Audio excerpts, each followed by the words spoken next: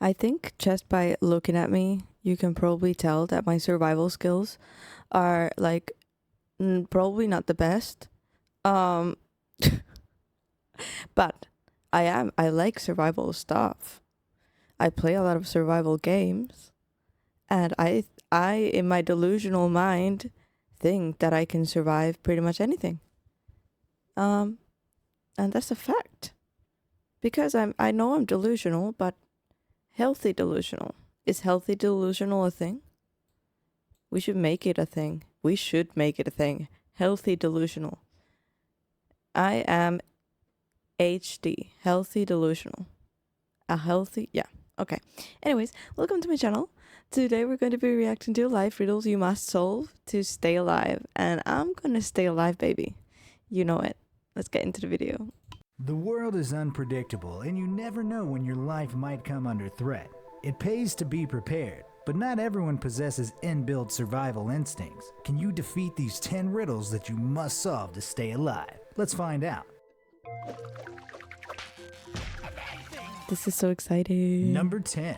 Head above water. Imagine you're trapped in a room and it's slowly filling with water. You've checked everywhere and there's no way to turn off the water or to make an escape, and you can feel the water level rising with every passing second. It's not only the coldness of the water making you squeal, but the knowledge that help is 5 minutes away and you only have 2 minutes or so until the entire room is flooded. There's no way you can hold your breath for 3 minutes. You do, however, have a straw, a rope, and a bucket, and one of them has the power to buy you time and save your life. Which item is it? Be quick, you only have 10 seconds to come up with a plan. It's the bucket. I'm gonna stop it because of the sound, but it's gonna be the bucket. You're gonna put it on top of your head to make an air pocket, and then you can breathe under the bucket for 3 minutes, I think. There's not much oxygen, but it works. See? I know survival. Come on, guys. Come on. Come on.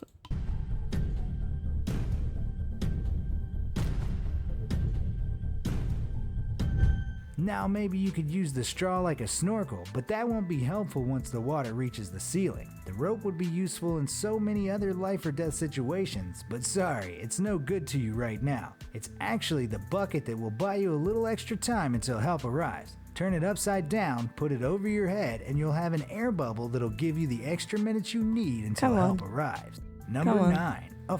Comment down below if you got that one. See? I know survival. I will survive.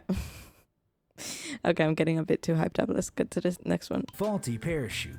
Now you decide to do a group skydive to celebrate not drowning. Because why not? As you leap from the plane, you feel like you're truly flying and you're more alive than ever. Not for long though. Your bad luck continues and your parachute doesn't open. You're plummeting from the sky at an alarming rate. And as you spin out of control, you see the hard ground below rushing up at you. How are you going to get out of this predicament? Are you going to curl into a ball to protect your head and your internal organs from the impact? Will you put your faith in the reserve parachute? Or will you try and maneuver to another skydiver and cling on to them? Be quick, you only have 10 seconds until it's too late to save yourself. I didn't hear the second one because I'm very bad at concentrating. But if it was like a second parachute that usually these have, then obviously that. And if not, then you definitely don't curl up into a ball because the impact is gonna be way bigger. I'd probably try to maneuver myself to another person, and if not, just like, you know, try and be as open as possible and hope for the best.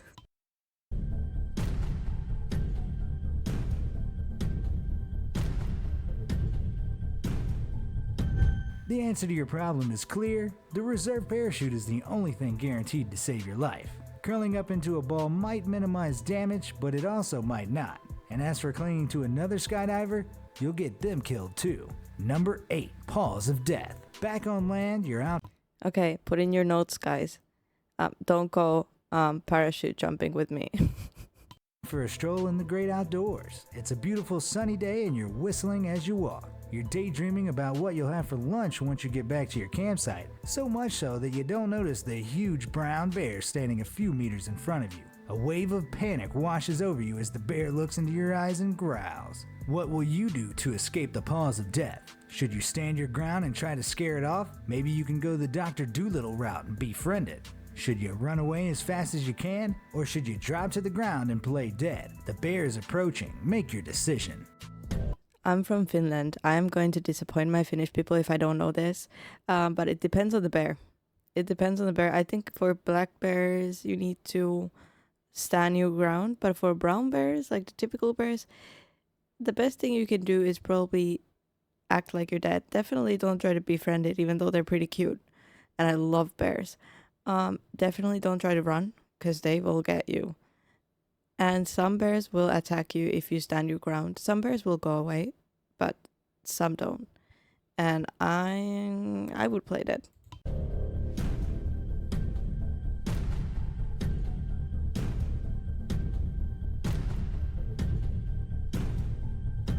Standing your ground might work with a black bear as they're much less territorial or aggressive, but a brown bear won't back down to a tiny Ooh. I'm winning at life right now. human like you.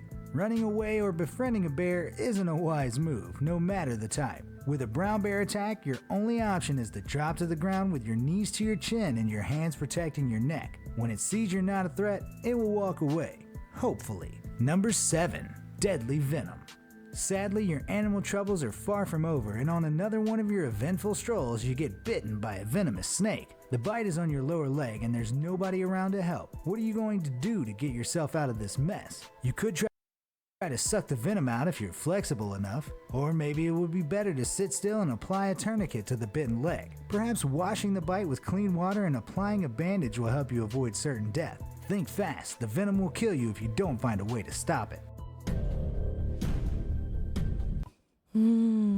Comment down below what you would do.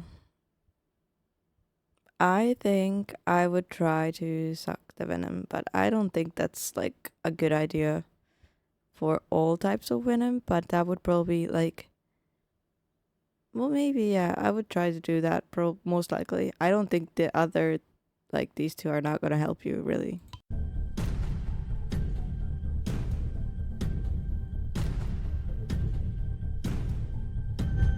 The first option might be tempting if you've been practicing yoga and are super bendy, but do you really want venom in your mouth when it could seep into your bloodstream from tiny cuts in your gums? I don't think so.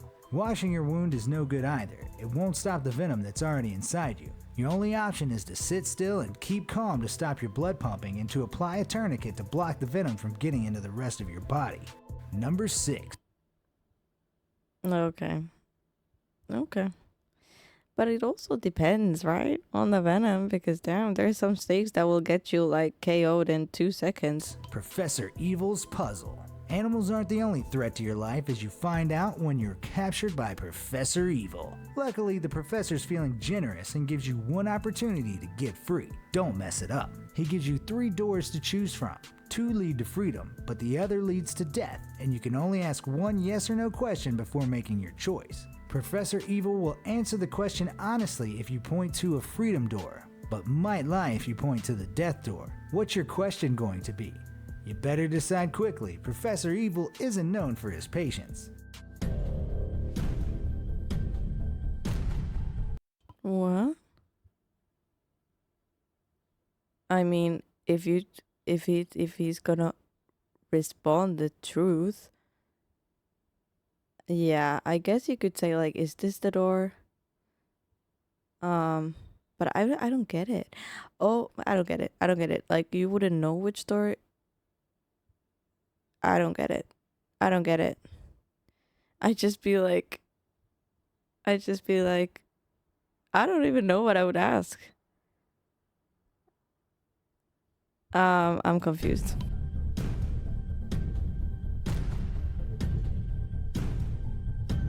Your only hope is to point to door A and ask if door B leads to freedom. If he says yes, pick door B. And if the answer is no, choose door C. Don't get it? This drawing shows you how my solution works.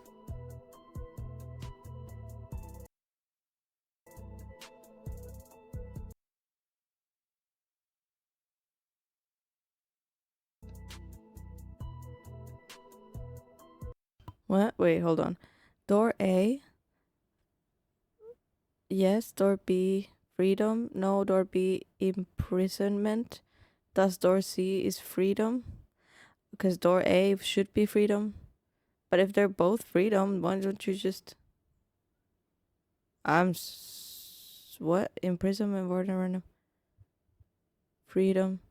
Yes, door B, freedom. I don't get it. I don't get it. This is where my survival skills Number 5. don't work Mother anymore. Nature's revenge. Yes, you've got yourself into more trouble, but this time it's Mother Nature that's after you. You're taking a leisurely drive, presumably to avoid strolling after all your trouble with deadly animals, and you've stopped to, relieve yourself in a field by the side of the road. Just then, the weather turns dark and stormy and a tornado touches down scarily close to you. There's no shelter. How are you going to get out of this tangle? Maybe you could climb a tree and take shelter under the leafy branches? Should you find a ditch in the field and curl up in it? Or should you make a dash for your car and hope that you get to it before the tornado does? Hurry up, you've got 10 seconds until it sweeps you up. I would probably go in a ditch and just hope for the best.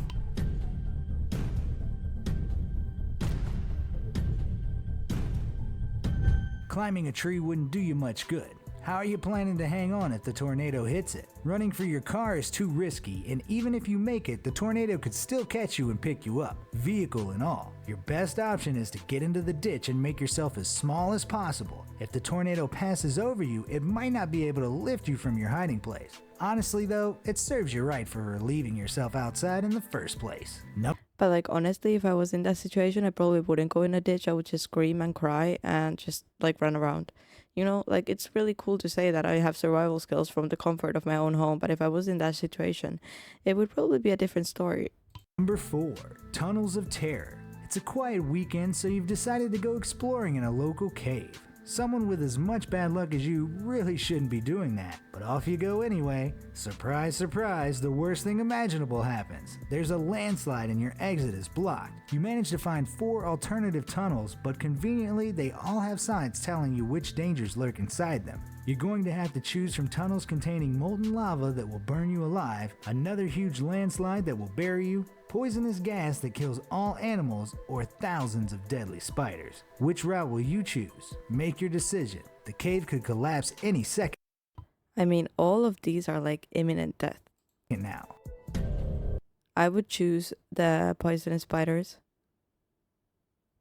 Most likely. And just like hope for the best again, because these, he said, that would kill you. Anyways, this is the only option that is like, might be, might not be. Like if you get really lucky, the spiders might vibe with you and be like, okay, like you're good. Most likely not, but you can get lucky. So yeah, I'd go for the spiders, I guess.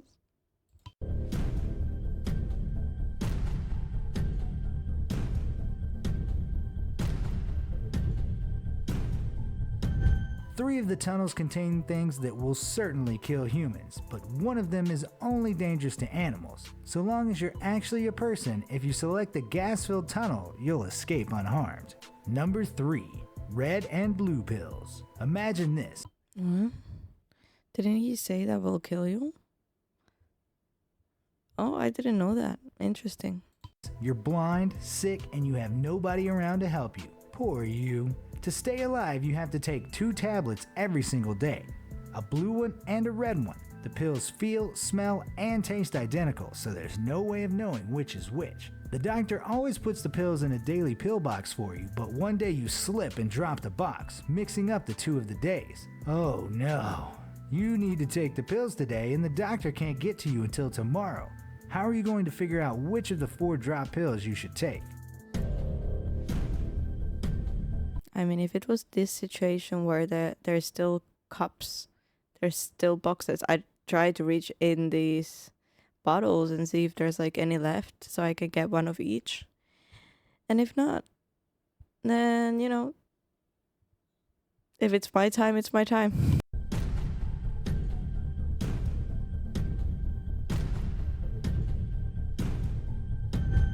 The only way way to do it is to break all 4 pills into halves, then put half of each one into 2 separate piles. In the end, you'll have 2 piles containing 4 halves, which guarantees that you'll take the right dose. Number 2.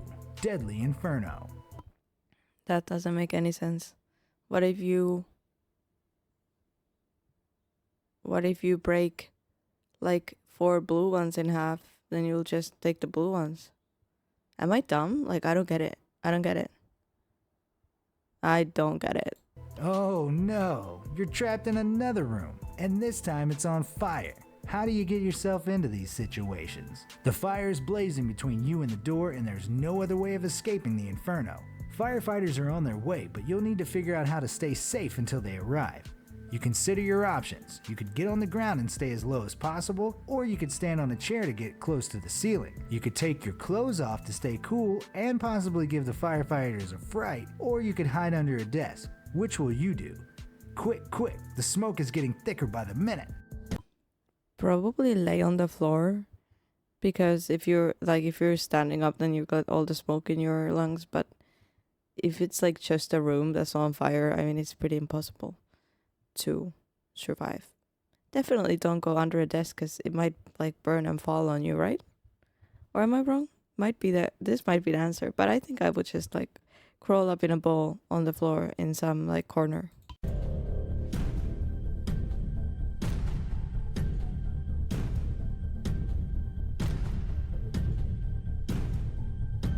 Firstly, getting on top of a chair is a terrible idea. Smoke and heat both rise, so you wouldn't stand a chance up there. Taking your clothes off will expose your skin to the heat, which is not what you want for your delicate parts, and getting under a desk won't really help you much. Your only choice is to get as low to the floor as possible so you don't suffocate from the smoke, and just wait until help comes. Number 1. 4 Rooms of Fear. Congratulations, you've made it to my final conundrum. You're condemned to death for crimes too terrible to speak of, and your cruel and unusual executioner gives you the choice between 4 tanks which you'll enter from the top, in which you'll meet your fate. The first room contains a vat full of acid as deep as your chest. The second is full of bloodthirsty murderers ready to kill. The third is blazing with raging fires, and the fourth contains a pool full of bloodthirsty sharks that haven't eaten in 6 months. Which horrifying fate do you choose? I mean, if I'm already a criminal, I would probably vibe with the murderers, you know. I might make some friends. So probably this one, right? I mean, yeah, I would go with the people. But I mean, with the delusion and thought that I would not die and I would make friends and I would have great conversations with fellow criminals. Because all of these others, like, okay, if I had to like choose one where I actually die, I'd probably pick like, I don't know, the acid or something quick. But you know, if there's a chance that I'd live, then I'd probably vibe with these people. But it would be like the worst way of dying if I did die, you know what I mean? Like, I wouldn't want to die in a room full of murderers. But it's like the best chance you have at life, so yeah, I'd pick that one.